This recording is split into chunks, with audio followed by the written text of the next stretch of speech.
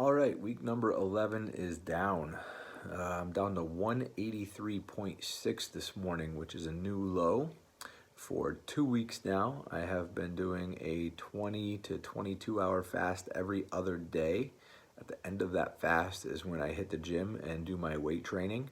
At the end of that weight training is when I have been throwing in my shake with about 50 to 55 grams of carbs in the way of fructose and dextrose to try and load the muscle glycogen a little bit.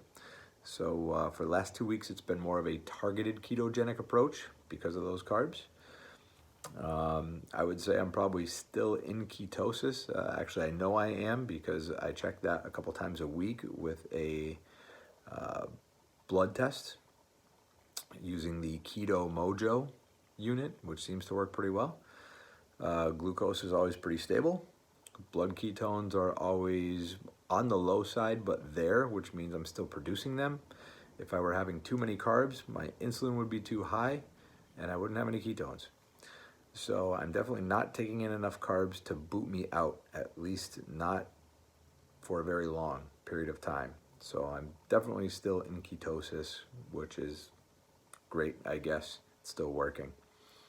So I'm definitely going to go 2 more weeks doing this every other day fast thing and the training schedule like it is, because I feel like you have to give it a good solid month to really see what's going on. Apparently it's still working because I am throwing in those carbs. But I think the every other day fasting is also dropping the calories low enough to be in enough of a deficit to where my weight is still falling. Being that I'm training and fasting is muscle sparing, believe it or not. Not saying building, muscle sparing, big difference. Everything seems to be working out the way it's supposed to right now. So I definitely want to knock it out for another 2 weeks before I decide to change anything, because you see all this stuff on the internet and it gets real tempting to try this or try that, and I really want to give it a good solid month. So that's what I'm going to plan on doing. Training split is simply a push day, a pull day, and then what I like to call a man day, although I don't really use man weights anymore. And that would include squats and deadlifts.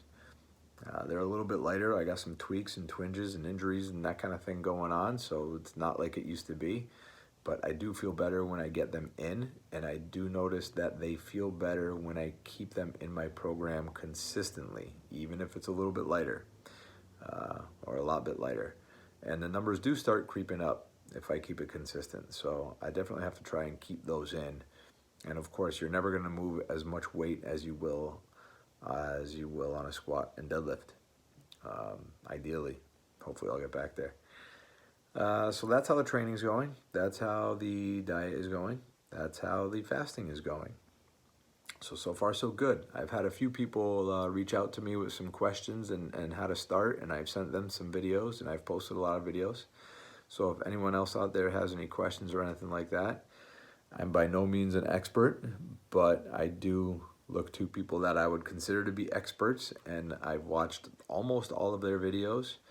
And I do a lot of research, probably more than your average person has time to do or would bother doing. So if you have a specific question or something like that, and I can help you, I most certainly will. I'll post up a video or send you a link or whatever. So if you have any questions, shoot them out there and let me know. I'm just going to keep doing my thing.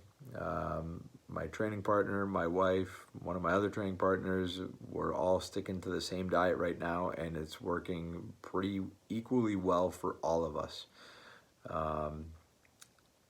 That's it. Any questions, let me know. I'm just going to keep going.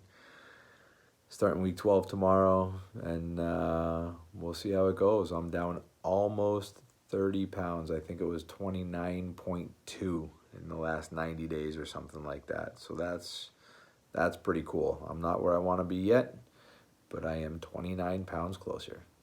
That's all right. Peace.